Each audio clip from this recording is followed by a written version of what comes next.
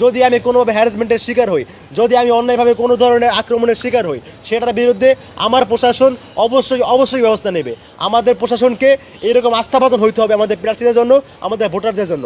সেই জায়গাতে আমি মনে করি আমাদের প্রশাসনের উচিত অনতিবিলম্বে সাইবার বুলিংয়ের ক্ষেত্রে আইনের সহায়তা নিয়ে হলেও এই সমস্ত ফেক পেজগুলো, ফেক আইডিগুলো যেগুলোর মাধ্যমে অনবরত স্প্যামিং ছড়ানো হচ্ছে, সেগুলো বন্ধের ব্যবস্থা করা, এবং যদি চিহ্নিত করা যায় তাদেরকে অনতিবিলম্বে চিহ্নিত করা যায় কি চিহ্নিত করতে হবে।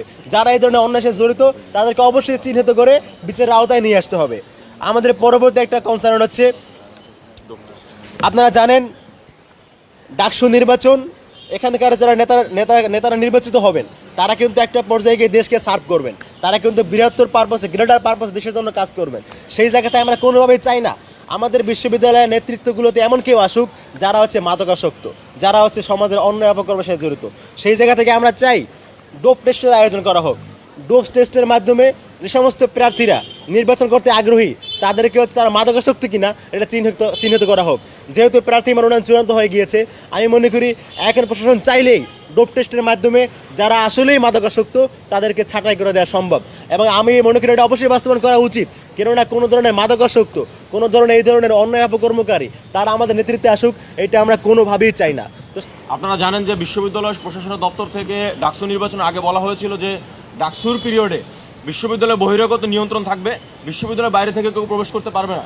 কিন্তু আমরা দেখতে পাচ্ছি যে নিরাপত্তা ইস্যুতে বিশ্ববিদ্যালয় প্রশাসন বা নির্বাচন কমিশন এখনও পর্যন্ত এক্সট্রা কোনো ব্যবস্থা নেয় নাই।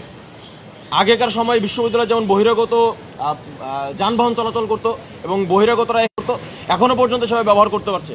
তো এইটা যদি চলমান থাকে তাহলে আমাদের নিরাপত্তাহীনতা আরও বৃদ্ধি পাবে। আপনারা দেখতে পেয়েছেন যে যখন ডাকসুর নির্বাচন কমিশন গঠন করা হয়েছে বা তফসিল দেওয়া হয়েছে, তারপর থেকে কয়েকবার এই বিশ্ববিদ্যালয়ের বিভিন্ন স্পটে ককটেল বিস্ফোরণ হয়েছে।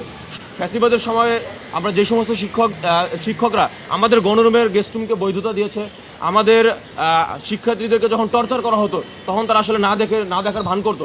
বরং আমরা মনে করি যে এই যে গণরুম গেস্ট রুম কালচারকে ঢাকা বিশ্ববিদ্যালয়ে এস্টাবলিশ করা হয়েছিল, এর পিছনে প্রচ্ছন্ন ভূমিকা ছিল এই সমস্ত ফ্যাসিবাদের পক্ষ অবলম্বনকারী শিক্ষকদের। সুতরাং সেই শিক্ষকদেরকে শপথে বহাল রেখে বরং নির্বাচনী কাজে তো যাদেরকে যদি দায়িত্ব দেওয়া হয় তাহলে এই নির্বাচন কেন্দ্রিক আরও বিভিন্ন ধরনের ষড়যন্ত্র হতে পারে।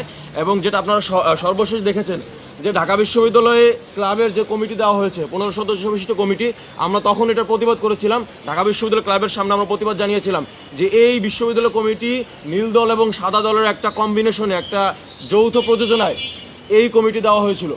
সুতরাং এরকম এই যে নীল দল, সাদা দল এবং ফ্যাসিবাদের পক্ষ অবলম্বনকারী যে সমস্ত শিক্ষকরা ছিল সেই শিক্ষকদেরকে বিভিন্নভাবে পেট্রোনাইজ করা হচ্ছে এবং বিভিন্ন জায়গায় প্রদান করা হচ্ছে। আমরা তাদেরকে বিচারের আওতায় আনার তো প্রথম থেকে দাবি জানিয়ে আসতেছি।